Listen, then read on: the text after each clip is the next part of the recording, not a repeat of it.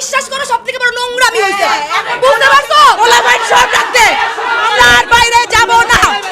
ও এখন বের হবে, ও এখন বের হবে। আপনার ওয়াইফ হতে পারতো, আপনার বোন হতে পারতো, আপনার বাচ্চা হতে পারতো। ভাই একটু বুঝেন। 2000 মেয়ে জায়গায় 10টা মেয়ে প্রতিনিধিত্ব করবে। ডান।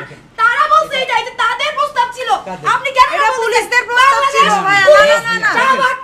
না না আপনারা তাদের বিরুদ্ধে যে অভিযোগটা আনছেন এটা আর ভাই আমাদের যদি আর্মি দরকার পড়তো আমরা ক্যান্টনমেন্টে যাইতাম। আমরা ভাইরা আমাদেরকে তাহলে হচ্ছে আপনারা আমাদের সাথে আমাদেরকে নিয়ে খেলছেন ভাইয়া।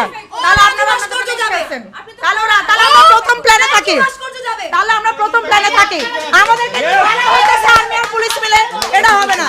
না, পুলিশের পক্ষ থেকে একটা স্টেটমেন্ট দিয়ে এখন চেঞ্জ করা যাবে না। 4 ঘন্টা স্টেটমেন্ট যা আমাদের একটু रुको जरा सबर करो। পেশাদারিত্ব এবং ধৈর্যের পরিচয় দেয় সেনা গৌরব পদক এসজিপি অর্জন করেছেন বাংলাদেশ সেনাবাহিনীর আলোচিত ক্যাপ্টেন আশিক। সম্প্রতি সেনাবাহিনীর কিছু সদস্য এবং কয়েকজন তরুণ তরুণীর বাক্য বিনিময়ের একটি ভিডিও সামাজিক মাধ্যমে প্রচার হচ্ছে। ভিডিওতে ঢাকা বিশ্ববিদ্যালয়ের উত্তেজিত এক শিক্ষার্থীর অশোভনীয় আচরণের বিপরীতে এক সেনা কর্মকর্তার চরম ধৈর্য এবং পেশাদারিত্বপূর্ণ কথোপকথন দেখা যায়। এ ঘটনার জন্য সেনা গৌরব পদক এসজিপি অর্জন করেছেন বাংলাদেশ সেনাবাহিনীর আলোচিত ক্যাপ্টেন আশিক। দুপুরে সেনাপ্রধান ওয়াকারুজ্জামানের কার্যালয়ে তাকে এই সম্মাননা দেওয়া হয়।